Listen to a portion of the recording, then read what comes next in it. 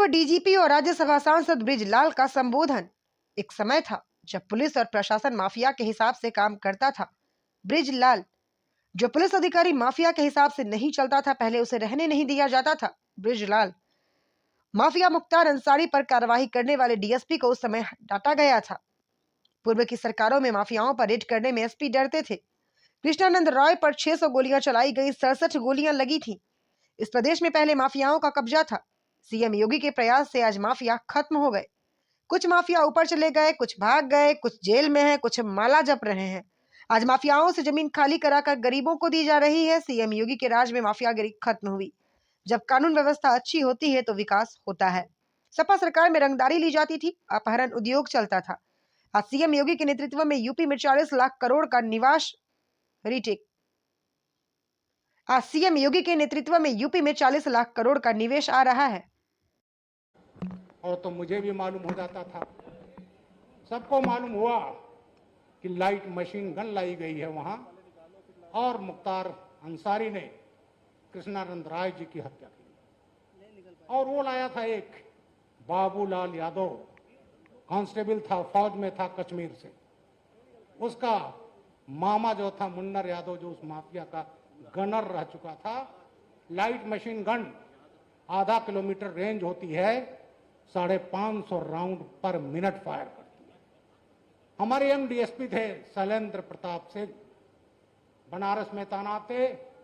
उन्होंने वो light machine gun को कारतूसों सहित पकड़ लिया और उस समय कोटा का मुकदमा कायम हुआ। पहले टाडा होता था, लेकिन जब कांग्रेस आई और जब कश्मीर टेररिज्म पीक पर था, वहां कश्मीरी पंडित भगाए गए थे, तो टाडा वापस ले लिया गया। तुष्टीकरण की पराकाष्ठा।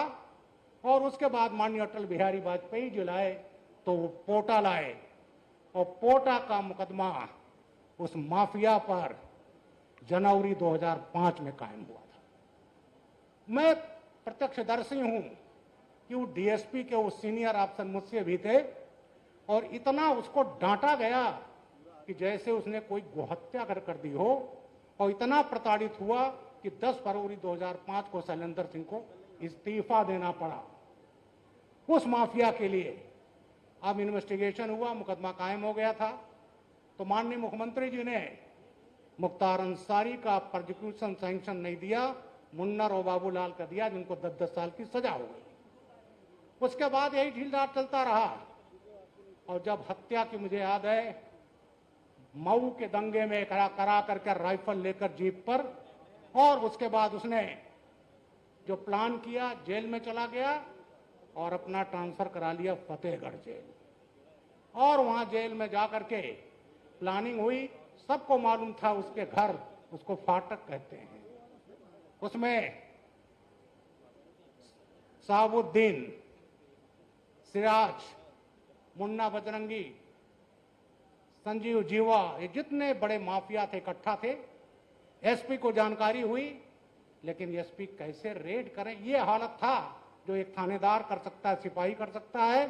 डीआईजी को बताया गया, सपा सरकार थी, फिर आईजी को बताया गया, फिर डीजी को बताया गया, फिर एक आईजी रैंक के अफसर जो टॉप की कुर्सी पर थे वहां बताया गया। उन्होंने कहा मेरे भाई को बता दो। जब वहां गए तो उसने एक कान से सुना, दूसरे कान से निकाल दिया।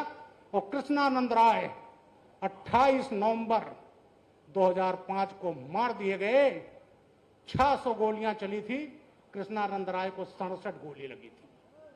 और ऐसे माफिया को इतना धमकाया गया, उस केस में हो नहीं पाया कुछ, जहां उनके 7-8 साथी मारे गए। तो ऐसे माफियाओं का इस प्रदेश में कब्जा था। बंदूकें, राइफलें चलती थी,